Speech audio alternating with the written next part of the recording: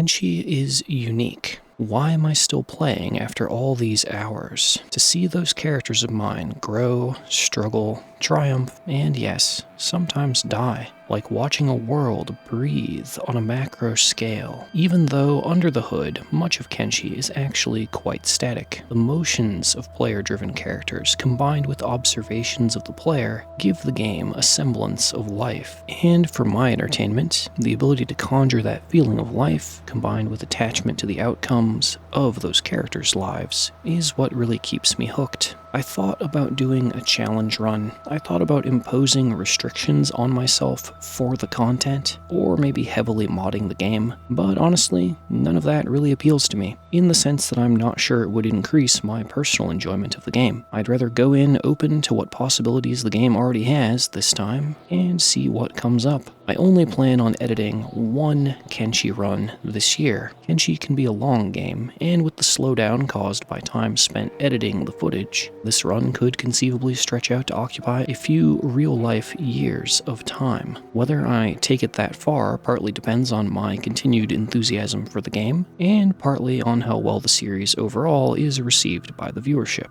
I'm sure in the course of play, I'll eventually get up to my usual sort of thing, finding a nice patch of dirt, building a base to call home, filling it with characters and spoils of war, but that is probably not what these first few hours of gameplay will be. The start of a Kenshi run normally follows a general arc, involving a brutal, immediate struggle to survive, and then to accumulate wealth, equipment, and allies, in order to pursue greater, more complex goals. All that aside, let's get started. Alright, and meet our faction's fearless leader / protagonist, Neko, who will definitely not die in the first 10 minutes of this attempt at getting a run started. We are just going to go right over here to the Holy Nation's spy shack, take whatever they have that looks like it's valuable, which actually is not a whole lot, although there's plenty of food. Food is good. And then we're going to lockpick this chest. Don't mind how far away we are, that's totally normal in the land of Kenshi. Plan in the long run is I would like to build a thriving community or base somewhere, preferably in a location where I have not done so before, which leaves most all of the map open. So if you have any ideas on where you'd like to see me live, or any of these named areas look interesting, let me know. I am kind of thinking about Shun down here on the coast, because it's very scenic. From last time I was there, that's what I remember, and it's very flat, making it ideal for building out a large base. So we might try Shun, we might try somewhere in the Hook. I've never actually personally explored most of the Hook's coast. We might try somewhere in the Pits, or the Pits East or Green Beach, also good scenic locations. Or maybe a base up in Cannibal Country, which will be good for combat, and it's also, there's some nice spots on the coast there. I've also never been to the Iron Trail or Leviathan Coast, like the west side of Leviathan Coast. So there's lots of ground to cover and explore, but right now we need to focus on what is immediate and imminent. So let's take the items out of this chest, let's go over to the bar to sell our goods, and then try and get things going. As with any kind of survival sandbox, our immediate goals are food, money, and gear. You know, the stuff that's going to keep us alive. Good news is we found lots of food in the Holy Nation spy's house. So our next quest is basically gear. Having sold that junk that we found, we're up to 1,700 cats, which is not quite enough to comfortably purchase a large backpack. But I think, let's see here. Yeah, we're going to get a shoddy crossbow and some bolts, which is going to hopefully let us maybe survive an early game combat if we get attacked. Okay. Let's take our crossbow, and we're going to run Neko all the way down to the town of Squin to see if there's a certain disgraced Shek warrior there this time that we could recruit into our group for free. Because one of the best ways to stay alive is to not go it alone. Oh my. Okay. That's a pack of starving bandits. You know what? If they attack me, so be it. I have a plan. Are they going to aggro is the question, or are we still kind of safe? Okay, I guess they're not going to come at me this time. Usually, they're very aggressive at the start of the game, but today, we get to go free. So we're just going to take that freedom and run with it. It would of course be better to have multiple characters before we get attacked, just to increase the likelihood that we can get back up and live. Yeah, much of the game is going to be spent just me kind of silently watching my character run through terrain, and today it's not really a beautiful day, so I don't have much to add. The main thing is that even though a core part of the gameplay is just kind of traveling from place to place, I usually never feel bored. Part of that is just because we could be attacked at any moment, which thus requires me to focus in a bit. Can't really ever tune out when playing Kenshi, unless we're safe inside a town or something. But alright, there, once the loading icon goes away, there is the gate to Squin. We've made it here without incident, which is a good thing. It's about 2 p.m. in-game, so I'm going to try and run to the Adventurer Goods store on the far side of town, see if I can purchase a med kit, and then we'll look around to see who's around to be recruited, if anyone. If we don't find any teammates, we're just going to have to go it alone. Into the shop, and tell me that you have... Okay, they do have a big med kit today, so we'll take that. And we don't quite have enough even for the improvised backpack. Let's go to each of the bars and see if there's anyone that's willing to work for us for free. Into the big bar. Kang wants 6,000 cats. We don't have that kind of money. Let's go check the other bar. And Harno wants 3,000 cats. Rain the Giant. Am I a warrior? They ask. Not really. ... and then never mind. Okay. And yeah, everyone here wants money. Money we don't have. Checking upstairs just in case. There's one more person we can talk to. Rio. Hello there. Convenient, your price is 3,000 cats. Inconvenient, I have no money. Well, you know what that means. We need to go make money. So let's get out of here. Screaming outside, you say? Ooh, what is this? Guards have done some fighting, which means we might be able to, well, we can take some clothes. I was hoping they would have weapons we could take. Oh yeah, there we go. There's an iron club. That is a smidge of money, at least. Okay, this guy is definitely dying. We're gonna pick him up and just run with him. And why would we do this grisly thing of carrying this corpse around? Well, because he's worth strength EXP.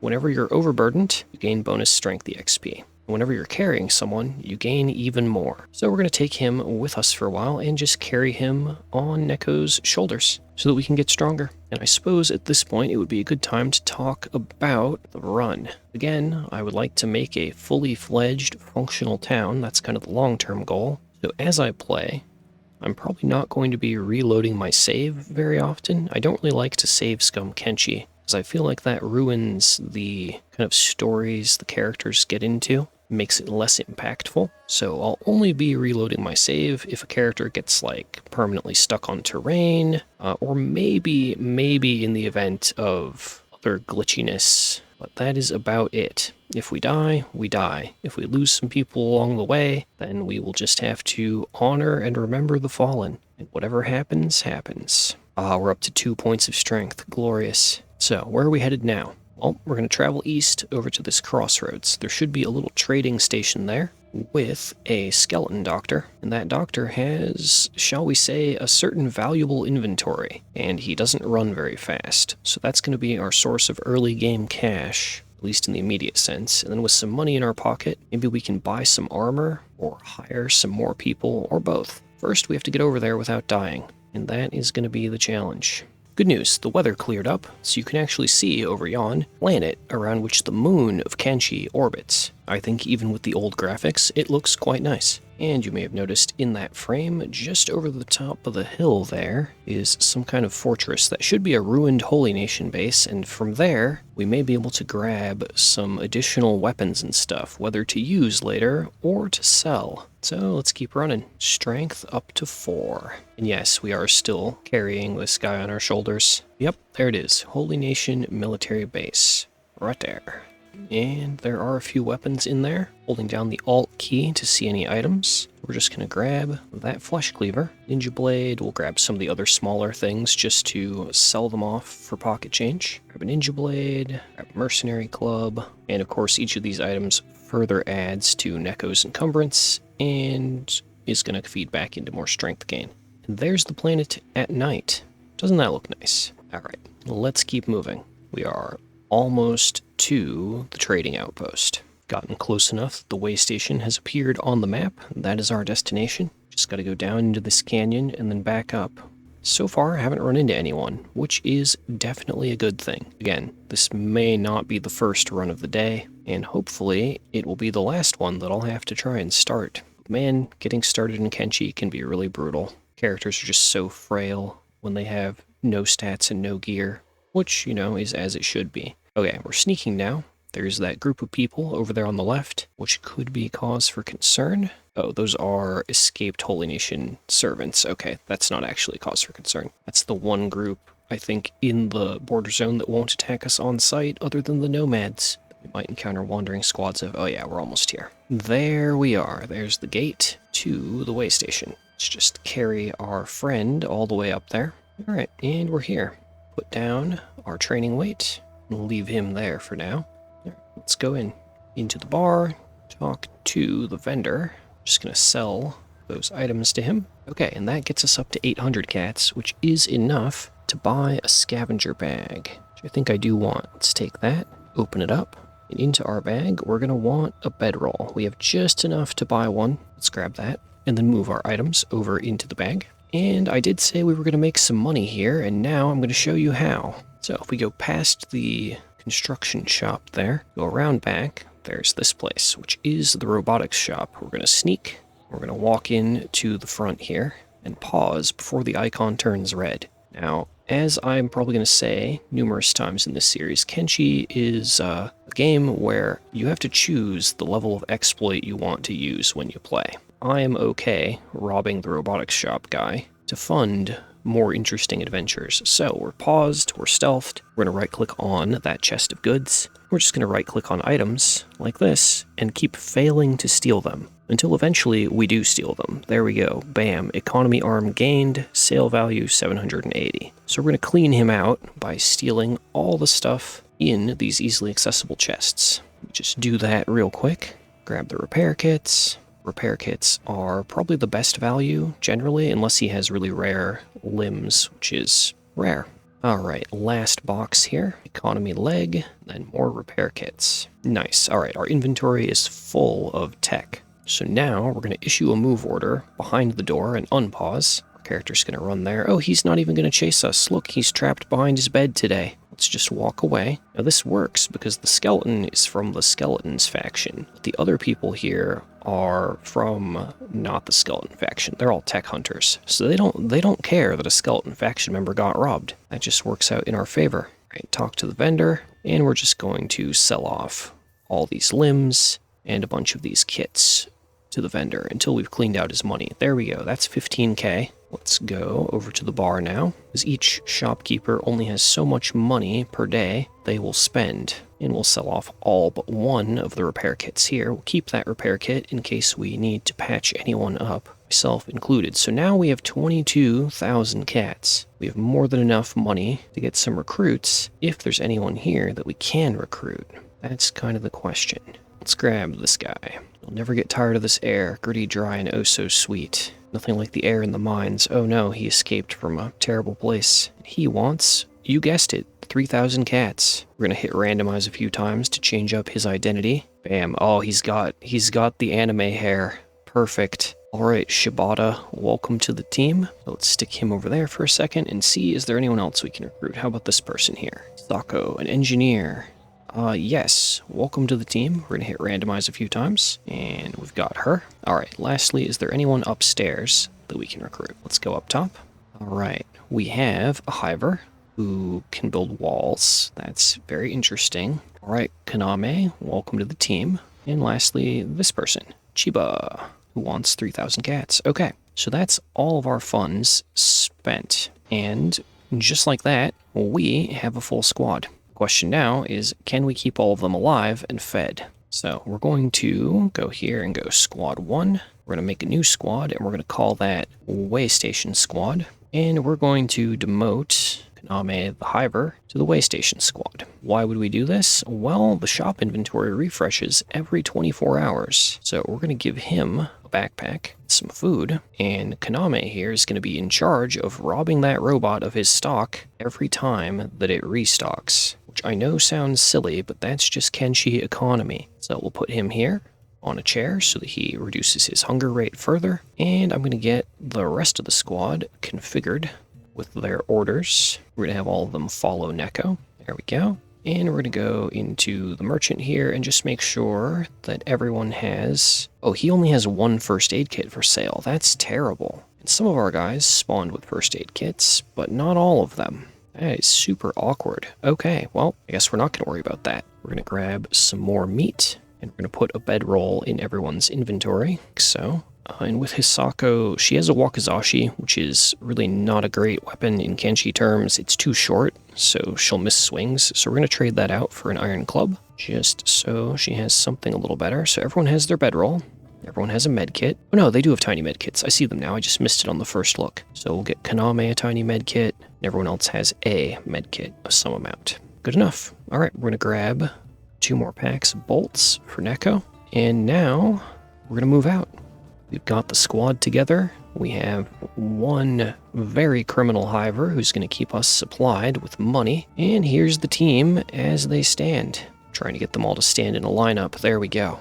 Good enough. So everyone has been given a medic order, so they will find and heal each other and themselves. Everyone has the find and rescue and find and put in bed orders. So if an ally is unconscious, they're going to try and pick them up on their shoulders and rejoin the group, or put their ally in a bed, but that will only happen once we have a base. And then lastly, every other character has a follow the leader order. They're all going to follow Neko around as she moves. So I only have to control one unit, but all of them are going to follow her. And real quick, if you don't know how to set up those orders, I'll walk you through it real fast now. We're just going to select Shibata, shift left click on medic, shift left click on rescue, and then shift right click on, shift right click and hold on party leader, and then let go of right click to get the follow order. So not exactly intuitive, but that's how it's done. But now that we have these characters, we're going to put Neko on jog by changing this thing in the bottom right. So with the leader set to jog and everyone else set to sprint, they should all be able to keep up with her,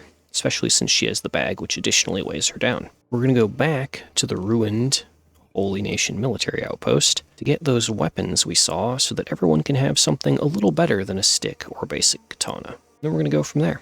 Alright, and we have arrived here at the outpost without incident. Let's just go over to the gate, and then we'll send in everyone one by one to pick up a melee weapon of some kind. And Chiba emerges with new weapon. There we go.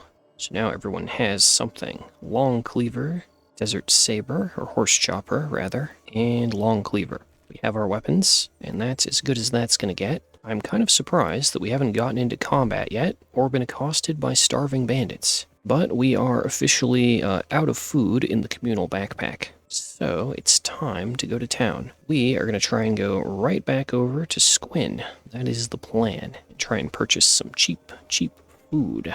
Okay, I know from experience, our units are pathing kind of the wrong way. So I'm going to grab the squad and manually get them down into the valley here. And from there, we're going to hook to the right onto the road.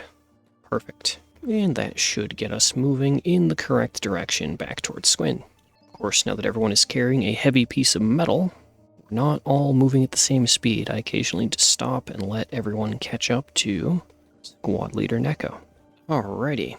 We have reached the river crossing, so we are almost there? No, we're more like halfway there. Oh man, travel feels like it takes a much longer when you're leading an entire group and having to make sure they all stay together. Alright, and we have made it all the way back over to Squin. This time we are a proper warband. Oh, hello, Guardian. You wish to check us for smuggling. We don't have anything, I swear. So at this point, I think it's fair that we finally rename our faction from Nameless to Warband.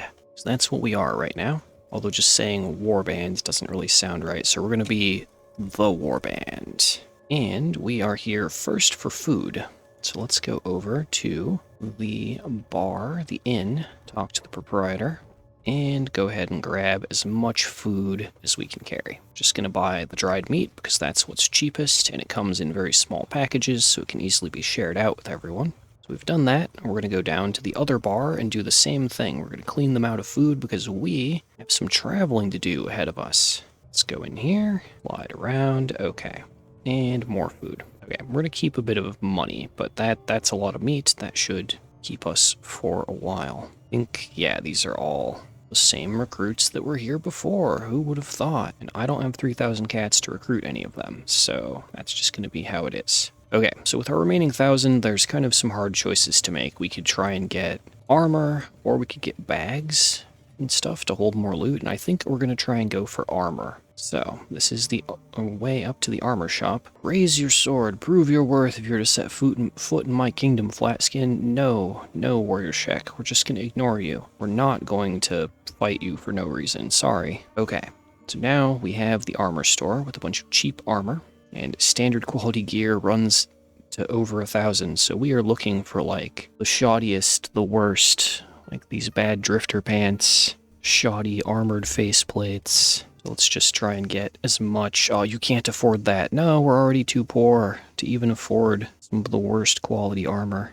How about armored rag skirt? There we go. Alright, so now we are a little bit more armored, a little bit more armed, and we are once more extremely poor. So, there's only one thing to do. Adventure. We are going to take the entire group, or rather Neko here is going to lead the entire group north. We're all humans, so we should be able to pass through Holy Nation territory without issue. We'll go north through Okran's Gulf, or rather, Okran's Gulf bordering Okran's Pride. We're going to go through the Arm of Okran, out onto the Skim Sands, and we're going to try and make our way up to the Great Desert, the Land of Opportunity.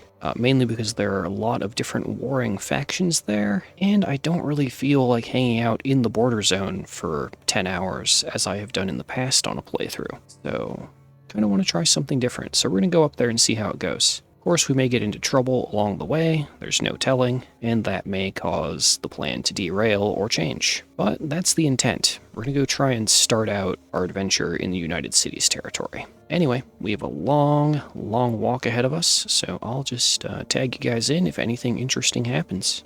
Alright, almost midnight on the second day, and we are just now back at the hub. I've had to resort to making everyone walk, because some of the armor we bought, especially on Shibata, is too heavy, and he cannot keep up with the group, so we sometimes need to drop to a walk and let him catch up. And it is another beautiful, cloudless night. But yeah, if you were thinking from the earlier narration that we were just going to get to the Holy Nation get through the Holy Nation very quickly, no, it doesn't seem that way. It takes many IRL minutes just to traverse the ground. Although off camera, I am using 5x speed, so it runs more like this on that speed. But still, a lot of distance to cover, and a lot that could go wrong. I think along our path, we'll stop at the Lone Shack there. It's marked as Lone Shack on the map, but it's actually, I think, called the Rebel Bar. I don't know what they're rebelling against, but normally it's a pretty chill place to stop and hang out. I doubt they'll have anything that we want or can afford, however. Now, you may be wondering at this point why I haven't sat down to, I don't know, mine copper, or just continue fast-forwarding time and stealing from the robot to gear up, and the only real answer I have to that is that I don't really find mining copper for early income that interesting, and generally it's not necessary. We will make money eventually once we start winning fights, or I can always go and rob the robot again, I guess, but I'm going to try and not do that too often. Like, Kaname is still over there. I'm not going to click on him because I don't want to load in the area, but if I ever need to print money, I can always rob the robot, and then get back to the actual adventure part of the game, which is the part that I tend to enjoy, especially in the early game, when every combat, is still going to be kind of a gripping edge-of-the-seat challenge. But I think for now, so we've made it to here. I think our next stop, we're going to try and go up to the town of Stack, on the border of the Holy Nation, and we'll see if anything happens along the way. That's probably going to be the last leg of the journey for this episode, as the recording is approaching over an hour long. And Editor Ducky needs to get back to the editing pits.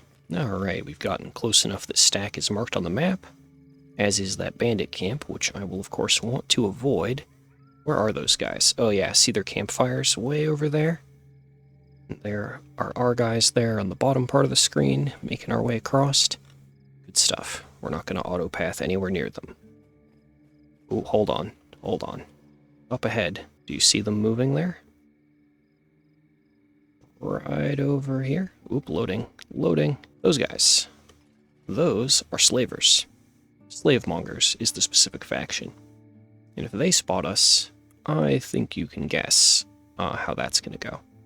So we're going to go stealthy, and they're going in our direction of travel, so we're just going to sneak along.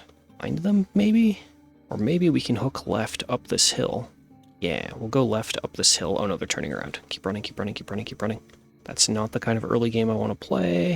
I don't want the whole group to get put in irons. Okay, let's just get up over this hill and thread the needle between the bandit camp and the slavers.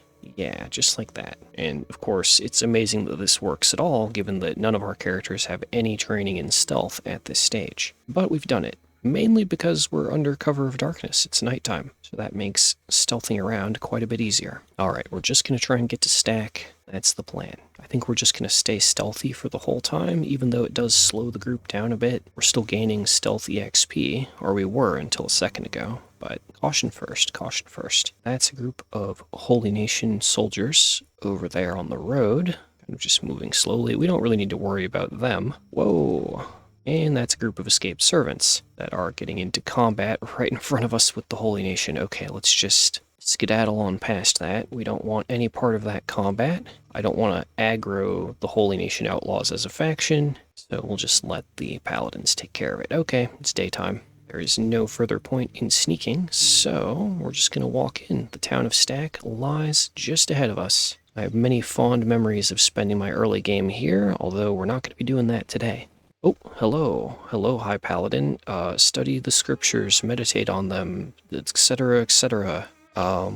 Nice. Any travel advice you can give me? Going on a pilgrimage, brother. It's best to stick to holy territory. The outer lands are infested with heretics. Good to know. Thanks for the info. But we must avoid traveling northwest, he says. Only the most devilish monsters prowl there, 100 times the size of a man. It's interesting. Is he talking about leviathans? The peaceful herbivores? Thanks for the info. Let's just keep moving. Hope that they don't have any bad dialogue for us. Best, the Holy Nation patrols can sometimes be helpful. Other times, they may, chastise us for not carrying the holy book or saying the wrong thing. And by chastise, I mean cut us into pieces. Okay, but we're here at Stack. I think that is going to be all for today. I think it's appropriate that I just kind of cinematically tuck everyone in on chairs here for the end, though. So there we go. The whole gang is seated, apparently facing mostly to the right, but that's okay. Let's just rotate. So I hope you've enjoyed this little introduction adventure to Kenshi.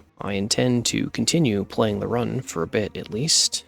Maybe an episode every week or two. Of course, I have other commitments on the channel that are going to be eating up most of my editing time still, as we're primarily a Star Sector channel. But I really do love Kenshi. It seemed like some of the viewership really wanted to see me play it, so we're here with this series. And where are we going to go from here? What are we going to try and do next episode? Well, we have a long walk ahead of us. We made it from Squin to Stack. So next episode, my plan, unless I think of a better idea between this session and next, is we're going to try and go northeast of Holy Nation territory and get up to the desert, which is just visually one of my favorite places to be. And there should be some profit and combat training opportunities up there to try and get this squad into shape to where we can go on to more dangerous areas. And it would be good to get more recruits as well. Definitely still need a lot of everything. Combat experience, gear, members, and once we have all that together, maybe we can look at claiming a corner of the world somewhere. Anyway, that's all for now, and I will see all of you in the next one.